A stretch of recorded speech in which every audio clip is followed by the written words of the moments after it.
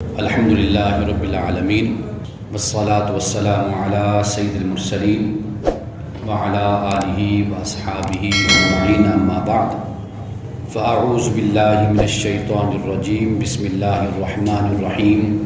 حاضرین محترم، دعا انبیاء علیہ السلام کا ہمیشہ وظیفہ رہی ہے۔ قرآن پاک میں انبیاء علیہ السلام کی بہت سی دعائیں منقول ہیں، بیان کی گئی ہیں کہ اللہ کے برگزیدہ بندے انبیاء اور رسول اللہ کی بارگاہ میں ہمیشہ ہر لمحے میں اور ہر موقع پر اور ہر مشکل میں دعا کرتے تھے۔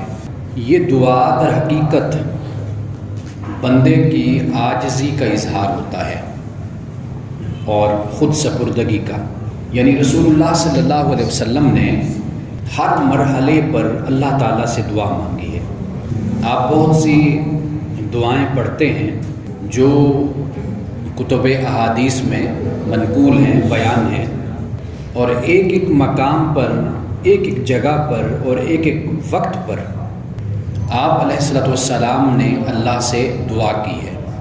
ایک ایک موقع پر، یعنی کوئی خوشی کا وقت ہے، کوئی غمی کا وقت ہے، صبح ہے، شام ہے، رات ہے، گھر میں آنا ہے، گھر سے جانا ہے، اٹھتے بیٹھتے ہر لمحے ہر وقت اللہ تعالیٰ سے دعا کی ہے۔ تو دعا کو جب مانگا جائے تو اس کا شعور انسان کو ہونا چاہیے کہ میں اللہ سے کیا مانگ رہا ہوں۔ اسے معلوم ہونا چاہیے کہ میں اپنے خدا سے کیا سوال کر رہا ہوں۔ اس میں کوئی شک نہیں ہے کہ آپ جب قرآن مجید پڑھتے ہیں تو قرآن مجید کی اپنی ایک حلاوت ہے، ایک سرور ہے، ایک مٹھاس ہے اور ایک کیفیت ہے قرآن پاک کو جب آپ پڑھتے ہیں۔ اور اسی طرح رسول اللہ صلی اللہ علیہ وسلم کی دعاؤں کو جب آپ پڑھتے ہیں تو ان دعاؤں میں بھی آپ کو درد سوز اور ایک کیفیت آپ کو نظر آتی، امٹ کر آتی ہے کیفیت، اس میں کوئی شک نہیں ہے۔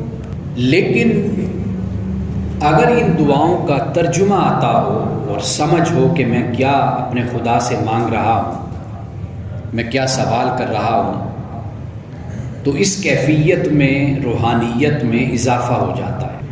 یہ اللہ کے کلام کا اعجاز ہے، معجزہ ہے۔ یہ جس کو قرآن نہیں بھی سمجھ آتا وہ بھی قرآن پاک کو جب سنتا ہے، پڑھتا ہے، تو اس کو قرآن سے ایک حلاوت، ایک مٹھاس اور ایک کیفیت اس کو نصیب ہوتی ہے۔ اس میں کوئی شک نہیں ہے۔ آپ کوئی گانا سنتے ہیں نا، آپ 2 منٹ کے بعد 3 منٹ کے بعد اس سے اکتا جاتے ہیں، کوئی بھی میوزک یا موسیقی کچھ بھی، لیکن جب قاری قرآن پڑھتا ہے اور خوبصورت آواز میں جب قرآن کی ادائیگی کر کے قرآن سناتا ہے آپ کو، تو 2 منٹ کیا 2 گھنٹے بھی بیت جاتے ہیں تو انسان اس کیفیت سے باہر نہیں آ پاتا۔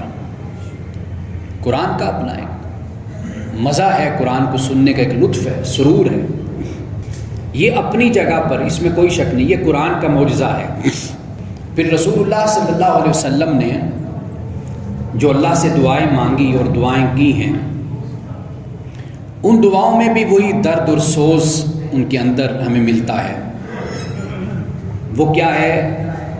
وہ یہ ہے کہ رسول اللہ نے جب بھی اپنے خدا سے مانگا، دعا کی، تو سراپا بندہ بن کر، عبد بن کر اپنے رب سے مانگا، جیسے انسان ٹوٹ کر خود سپردگی کے ساتھ، توجہ کے ساتھ، ایسے کہ جیسے الفاظ میں اس کا دل بھی شامل ہو گیا، ایک کیفیت شامل ہو گئی۔ تو رسول اللہ صلی اللہ علیہ وسلم کی دعائیں جب ہم پڑھتے ہیں، ابدیت اپنے کمال پر نظر آتی ہے، اپنے عروج پر ابدیت، بندگی ہمیں نظر آتی ہے۔ بندے کا تعلق بھی تو اپنے خدا سے بندگی کا ہی تعلق ہے۔ تو رسول اللہ صلی اللہ علیہ وسلم نے اس بندگی کا اظہار اپنی دعاؤں میں کیا ہے۔ اللہ سبحانہ و تعالیٰ نے قرآن پاک میں بہت سے مقامات پر اپنے بندوں کو اس بات کی تلقین کی ہے کہ مجھ سے مانگو، مجھ سے سوال کرو، دعا کرو مجھ سے۔ ادعوا ربکم تضرعا وخفیا، اپنے رب سے مانگو، اپنے رب کو پکارو، دعا کرو، تضرع کے ساتھ بھی کرو اور خفیہ طور پر کرو۔ تضرع سے مراد تذلل کے ساتھ، عجز و انکساری کے ساتھ، رو کر گریہ وزاری کے ساتھ رب سے مانگو، اور خفیہ مانگو۔ خفیہ یعنی علیحدگی میں، خلوت میں، چھپ کر، کیونکہ چھپ کر رونے کا اپنا ایک مزہ ہوتا ہے۔ انسان کسی کے سامنے رو نہیں سکتا، کچھ کہہ نہیں سکتا، تو چھپ کر رونا، رب سے مانگنا، سوال کرنا، یہ اللہ سبحانہ و تعالیٰ کو پسند بھی ہے، اور اللہ تعالیٰ اپنے اس بندے کی دعا کو سنتا بھی ہے۔ یہ قرآن پاک نے کہا۔ ایک اور مقام پر قرآن نے کہا ادعوہ خوفا و طمعا، کہ اس سے مانگو، اس سے دعا کرو خوف کے ساتھ اور طمع کے ساتھ۔ خوف کے ساتھ اور طمع کے ساتھ، ڈرو بھی صحیح اور ساتھ امید بھی رکھو۔ ان دونوں کیفیتوں کے ساتھ اپنے رب سے سوال کرو، اپنے رب سے مانگو۔ قرآن پاک بھرا پڑا ہے اس حوالے سے کہ اللہ پاک اسی بات کی طرف متوجہ کرتا ہے اپنے بندوں کو کہ مجھ سے مانگو۔ وہ ایسا غنی اور ایسا سخی ہے کہ وہ مانگنے پر خوش ہوتا ہے، نہ مانگنے پر ناراض ہوتا ہے۔ دنیا کے سخی جو ہوتے ہیں وہ ناراض ہوتے ہیں جب آپ مانگتے ہیں، نہ مانگیں تو وہ خوش ہوتے ہیں، چلو ٹل گیا۔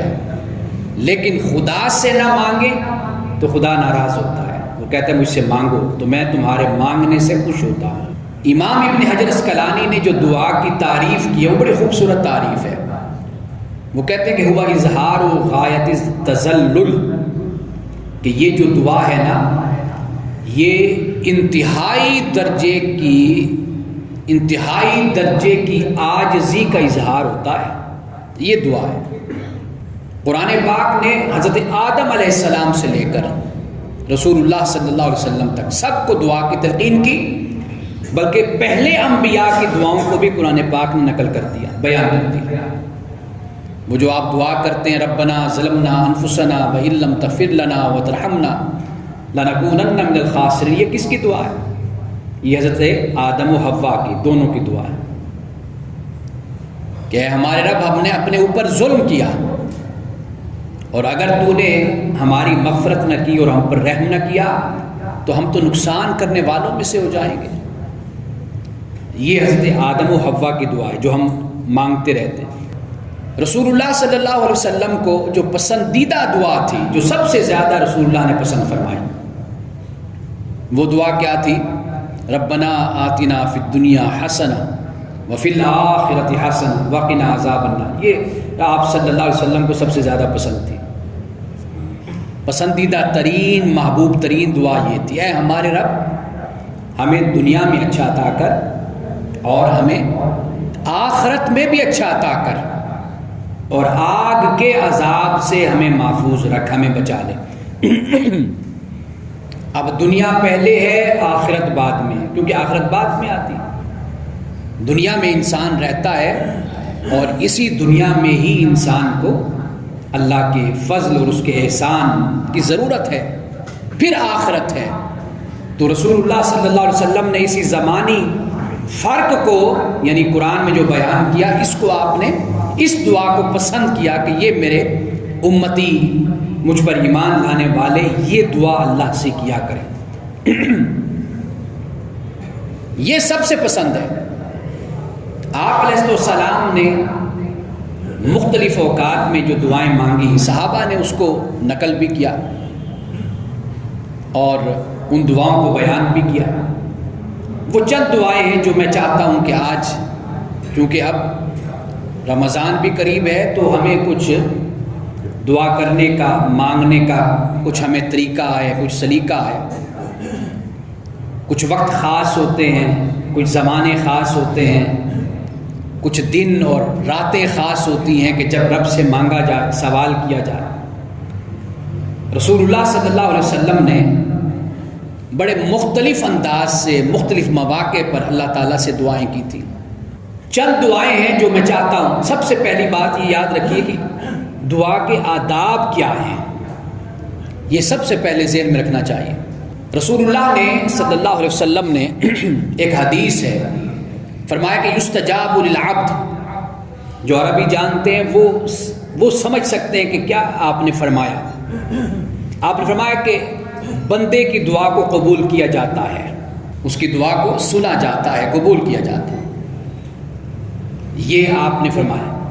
یعنی اس سے ایک گارنٹی، ایک ضمانت مل گئی کہ بندہ جب بھی خدا سے مانگتا ہے خدا اپنے بندے کو عطا کرتا ہے۔ یہ ہے یستجاب للعبد، کہ بندے کی دعا کو قبول کیا جاتا ہے، سنا جاتا ہے، جواب دیا جاتا ہے، اس کا یہ مطلب بنتا ہے۔ لیکن فرمایا دو تین باتیں وہ ذہن میں رکھو جن کی وجہ سے دعا قبول نہیں ہوتی۔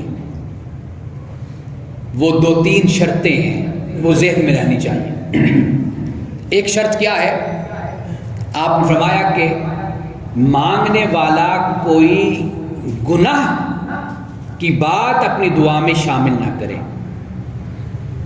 یعنی یہ دعا مانگی جائے کہ فلاں برباد ہو جائے، فلاں کا ایسا ہو جائے، یوں ہو جائے، وہ ہو جائے، یہ جو دعا ہوتی ہے نا، یہ قبول نہیں ہوتی۔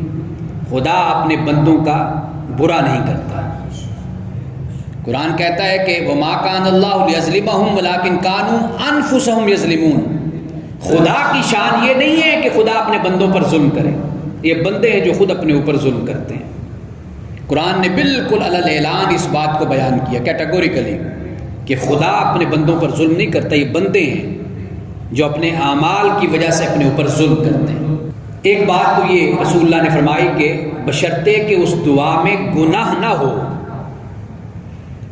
دوسری بات فرمائی قطع رحمی نہیں ہونی چاہیے، صلہ رحمی ہو، قطع رحمی نہ ہو۔ قطع رحمی یہ ہوتی ہے کہ انسان اپنے رشتہ دار سے تعلق کو توڑتا ہے، اس کا برا چاہتا ہے، اس کے بارے میں کچھ کہتا ہے، تو رسول اللہ نے فرمایا کہ یہ دوسری بات نہ ہو۔ تیسری بات فرمائی کہ جلدی نہ مچائے۔ اللہ تعالیٰ معاف فرمائے کہ ایسے لوگ بھی ہوتے ہیں کہ آپ ان سے ملیں یا ان کو آپ کہیں کہ جی آپ میرے لیے دعا کریں، یا آپ یہ کہیں کہ جی آپ دعا کیا کریں اللہ سے، آگے سے جواب آتا ہے جی میری اپنے لیے دعا قبول نہیں ہوتی تو آپ کے لیے میں کیسے دعا کروں، نعوذ باللہ۔ یا یہ کہہ دیتے ہیں کہ جی میں نے بڑی مانگی جی دعائیں، میری دعائیں تو قبول ہی نہیں ہوئی۔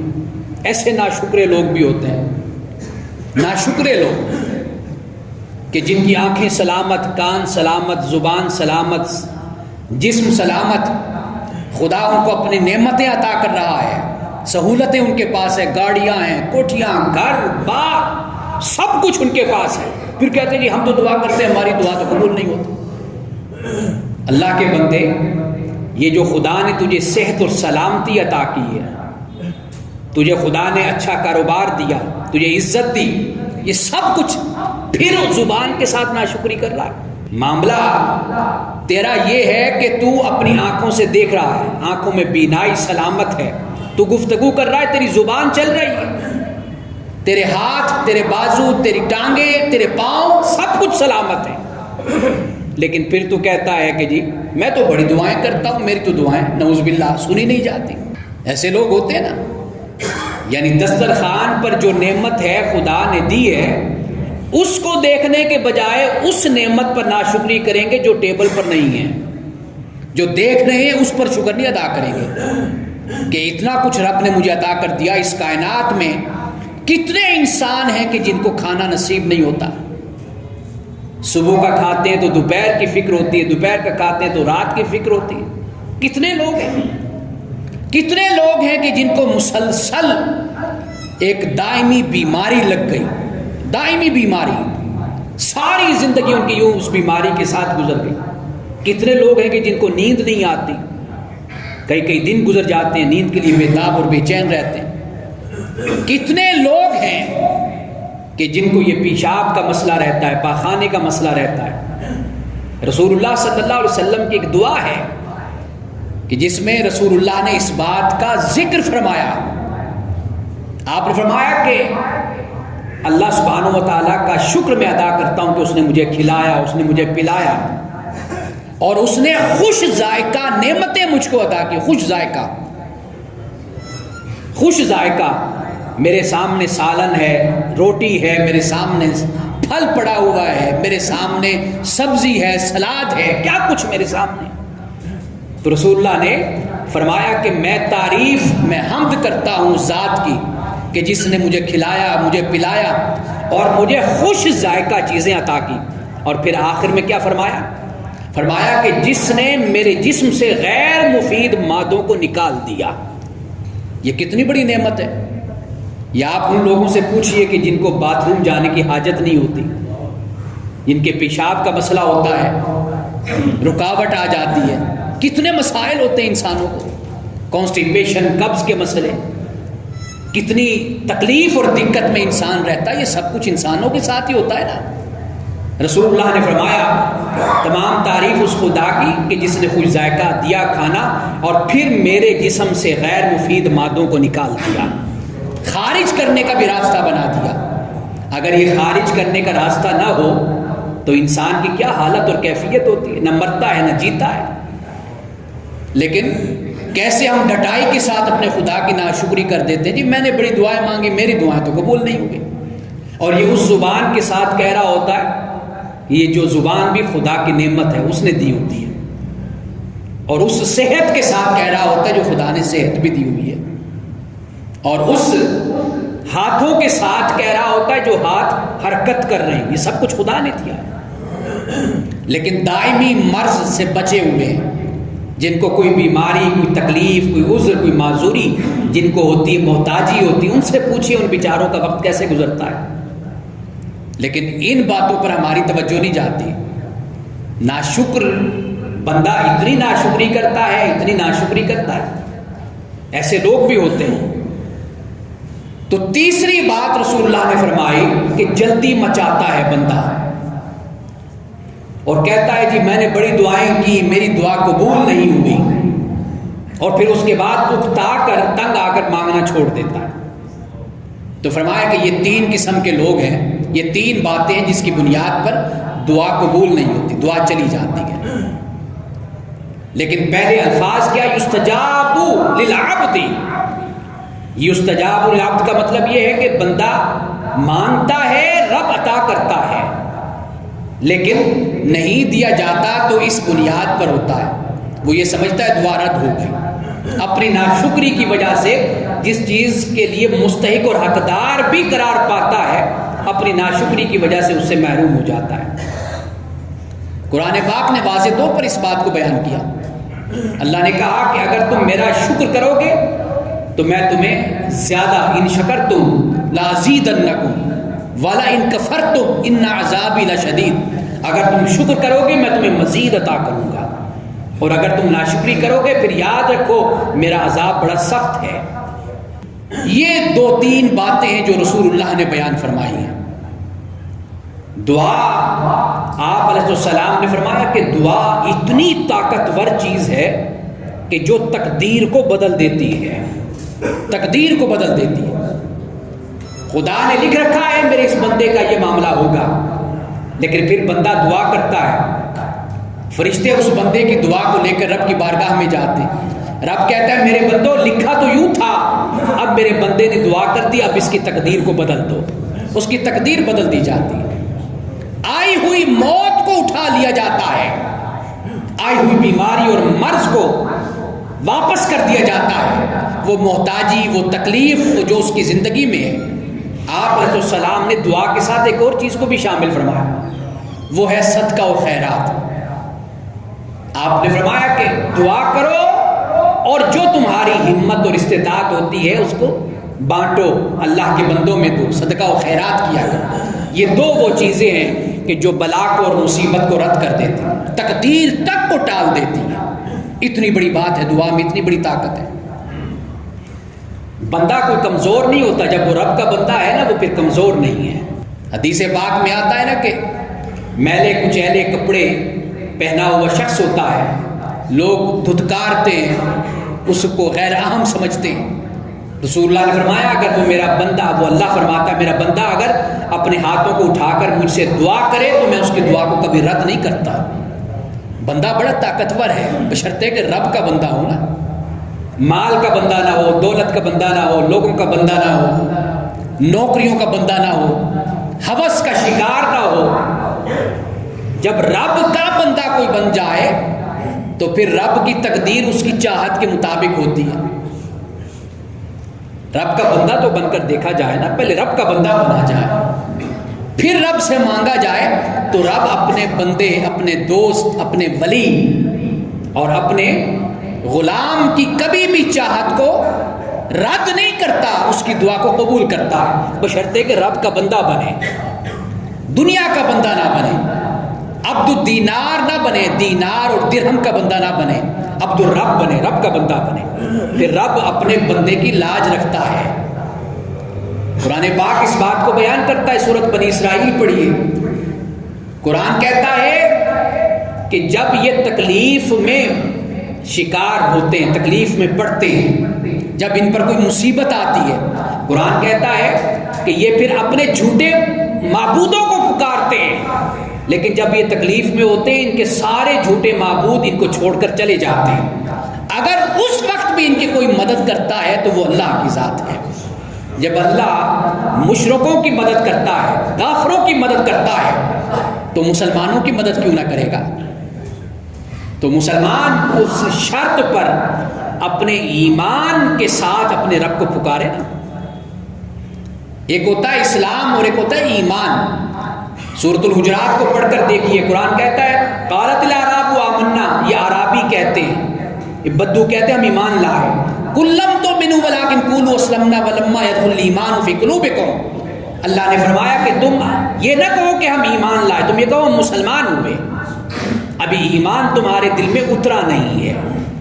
اگر ہم اپنے اللہ کے ایمان کو اپنے دل میں اتار لیں تو اللہ کی عزت کی قسم، اللہ کا بندہ بہت بڑی طاقت ہے، بندہ مومن بہت بڑی طاقت ہے، بشرطے کہ اس کا خدا پر پختہ یقین ہو، مکمل اعتبار اور اعتماد ہو، تو پھر رب اس کی دعا کو کبھی رد نہیں کرتا۔ رسول اللہ صلی اللہ علیہ وسلم سے صحابہ نے پوچھا یا رسول اللہ دعا کی قبولیت کا وقت کون سا ہے؟ آپ علیہ السلام نے دو وقت بتائے۔ ایک وقت بتایا، فرمایا جوف اللیل الآخر، رات کے آخری وقت کا، اس وقت جب بندہ اٹھ کر اللہ سے مانگتا ہے تو اللہ اس کو عطا کرتا ہے، وہ قبولیت کا وقت ہے۔ آدھی رات کا وقت، فجر کی نماز سے پہلے کا وقت، ابھی فجر کا وقت شروع نہیں ہوا، وہ وقت 2 رکعت پڑھے، 4 رکعت پڑھے، اللہ سے دعا کرے، مانگے، ایک وہ وقت رسول اللہ نے فرمایا۔ دوسرا وقت فرمایا دبر الصلوات المکتوبات، فرمایا کہ جو فرض نمازیں ہیں، ان فرض نمازوں کے بعد دعا اللہ کی بارگاہ میں ہر صورت میں قبول ہوتی ہے۔ جب بندہ اللہ سے نماز فرض ادا کرتا ہے، ظہر ہے، عصر ہے، مغرب ہے، عشاء ہے، فجر ہے، اس کے بعد پھر اللہ سے مانگتا ہے تو اللہ تعالیٰ اپنے بندوں کو ضرور عطا کرتا ہے۔ یہ 2 وقت رسول اللہ نے بیان کیے ہیں۔ یعنی اس سے ایک بات ہمیں یہ معلوم ہو گئی کہ فرض نماز کے بعد، نماز تو خود بھی دعا ہے نا، آپ جب سبحانک اللہم پڑھتے ہیں یہ بھی دعا ہے، جب آپ سورۃ الفاتحہ پڑھ رہے ہیں، سورۃ الفاتحہ کا ایک نام دعا بھی ہے، شفا بھی ہے، آپ سورۃ الفاتحہ پڑھتے ہیں اہدنا الصراط المستقیم، یہ ساری دعائیں ہیں۔ آپ التحیات پڑھتے ہیں اور پھر رب اجعلنی مقیم الصلاۃ ومن ذریتی، سب دعائیں ہیں، اللہم صلی علی محمد وعلی آل محمد، یہ بھی دعائیں ہیں۔ سراپا پوری نماز یہ دعا ہے، لیکن رسول اللہ نے فرمایا کہ نماز کے بعد، فرض نماز کے بعد پھر بندہ اپنے ہاتھوں کو اٹھا کر دعا کرتا ہے تو اللہ تعالیٰ نے اس وقت کو بھی بڑا خاص وقت قرار دیا کہ اس وقت میں دعا قبول ہوتی ہے۔ اب صحابہ کو رسول اللہ صلی اللہ علیہ وسلم نے دعائیں بھی سکھائی۔ وہ دعائیں کیا؟ یہ بات یاد رکھیے کہ اگر آپ دعا کرتے ہیں، دعا کسی اور کے لیے کرتے ہیں، اپنے بھائی کے لیے، اپنی بہن کے لیے کرتے ہیں، اپنے ہمسائے کے لیے، دوست کے لیے کرتے ہیں، رسول اللہ فرماتے ہیں کہ جو کسی اور کے لیے بھی دعا کرتا ہے نا، اللہ تعالیٰ اس کی دعا کے وقت فرشتوں کی ڈیوٹی لگا دیتا ہے۔ اور وہ فرشتے رب کی بارگاہ میں گزارش کرتے ہیں مولا یہ جو دوسروں کے لیے مانگ رہا ہے یہی اس کو بھی عطا فرما، اس کو بھی عطا فرما۔ فرشتے کھڑے ہو کر اللہ کی بارگاہ میں اس بندہ مومن کے لیے دعا کر رہے ہوتے ہیں، اس لیے دوسروں کے لیے بھی دعا کرنی چاہیے۔ ایک اعرابی آیا نا رسول اللہ صلی اللہ علیہ وسلم کے پاس، آپ تشریف فرما تھے مسجد نبی میں، وہ دعا کرنے لگا، کہنے لگا کہ اللہ مجھے عطا کر اور صرف محمد صلی اللہ علیہ وسلم کو عطا کر۔ آپ نے فرمایا کہ اس شخص نے دعا کو محدود کر دیا، اللہ کی رحمت کو محدود کر دیا، اس کے فضل کو محدود کر دیا۔ دعا اس طرح کرنی چاہیے کہ مولا مجھے بھی عطا کر اور سارے انسانوں کو عطا کر، سب کا بھلا فرما۔ یہ رسول اللہ نے ہمیں دعا کا طریقہ سکھایا۔ اب صحابہ جب رسول اللہ سے پوچھتے تھے کہ ہم کس طرح دعا کریں، ایک بڑی مشہور دعا ہے اور بڑی مستند دعا ہے، آپ نے صحابہ کو سکھایا یہ اللہم انا نسألک من خیر ما سألک منہ نبیک محمد صلی اللہ علیہ وسلم، اے اللہ ہم تجھ سے سوال کرتے ہیں، اس خیر کا سوال کرتے ہیں کہ جس خیر کا سوال تیرے نبی محمد صلی اللہ علیہ وسلم نے کیا، ہم اس خیر کا سوال کرتے ہیں، جو بھلائی تیرے پیغمبر نے تجھ سے مانگی وہ بھلائی ہمیں بھی عطا کر، جو خیر تیرے نبی نے مانگی وہ خیر ہمیں بھی عطا کر، جو اچھائی تیرے پیغمبر نے مانگی وہ اچھائی ہمیں بھی عطا کر۔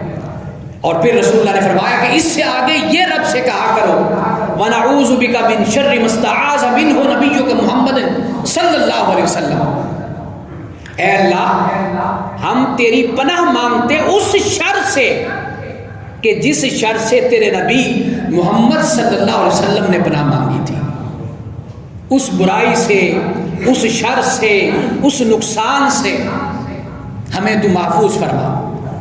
رسول اللہ نے اللہ سے روحانیت بھی مانگی، ایمان بھی مانگا، اسلام بھی مانگا، ہمیں اس بات کی تعلیم دی، لیکن دنیا کو، مال کو، تجارت کو، دولت کو، اس کو بھی کبھی بس پشت نہیں ڈالا، اس کے لیے بھی دعا کی تھی۔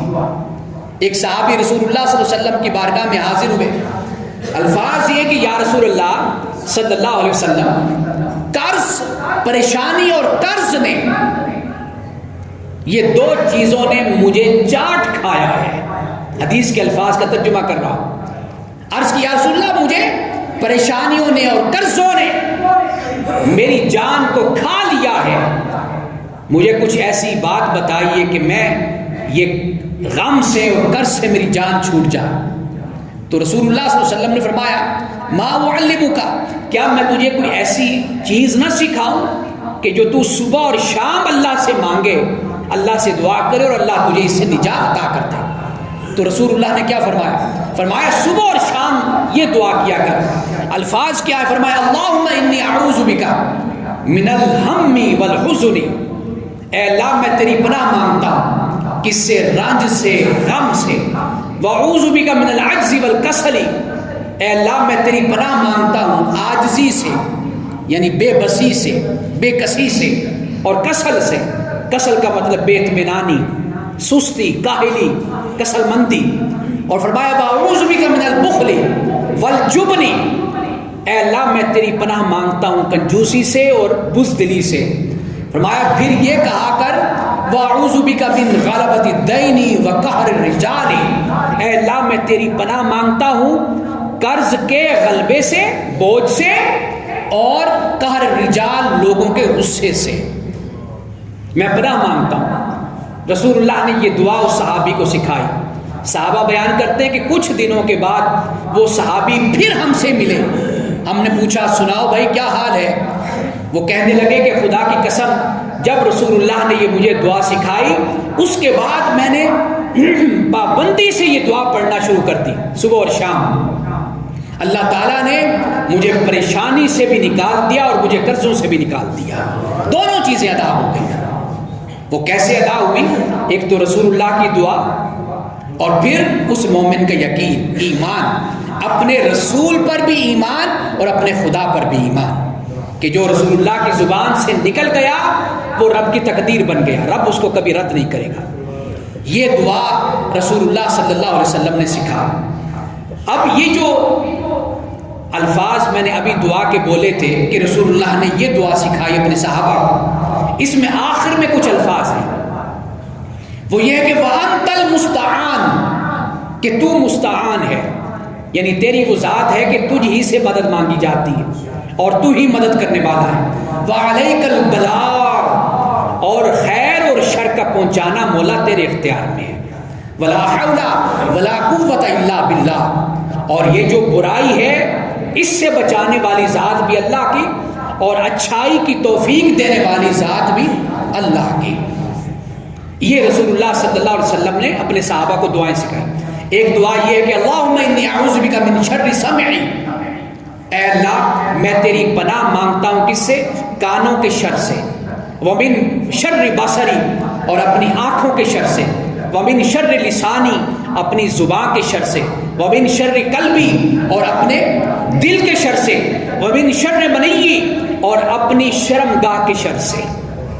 یہ دعا سکھائی صحابہ کو۔ صحابہ پوچھا کرتے تھے یا رسول اللہ میں کوئی دعا بتائیے ہم اللہ سے مانگیں۔ اب آپ دیکھیے، یا تو سماعت کا شر ہوتا ہے، انسان بری باتیں سنتا رہتا ہے، یا انسان کی آنکھوں کا شر ہوتا ہے کہ بری چیزوں کو دیکھتا رہتا ہے، یا انسان کی زبان کا شر ہوتا ہے کہ انسان غلط باتیں منہ سے نکالتا ہے، یا دل یعنی سوچ کا شر ہوتا ہے، یا پھر انسان کی شرمگاہ کا شر ہوتا ہے۔ رسول اللہ نے امت سے یہ فرمایا، خاص طور پر نوجوانوں سے، آپ نے فرمایا کہ اے نوجوانوں، مجھے تم دو چیزوں کی حفاظت کی ضمانت دے دو، میں تمہیں جنت کی ضمانت دیتا ہوں۔ ایک فرمایا اپنی زبان کی ضمانت دو جو تمہارے دو جبڑوں کے درمیان ہے، اور فرمایا دوسری جو تمہاری دو ٹانگوں کے درمیان ہے، فرمایا ان دو کی تم مجھے ضمانت دے دو کہ تم ان کو اللہ کے حکم کے مطابق رکھو گے تو میں تمہیں جنت کی ضمانت دیتا ہوں، جنت کی ضمانت دیتا ہوں۔ یہ رسول اللہ صلی اللہ علیہ وسلم کی مختلف دعائیں ہیں۔ انشاءاللہ تعالی مزید ان دعاؤں پر ہم بات کریں گے۔ وآخر دعوانا الحمدللہ رب العالمین۔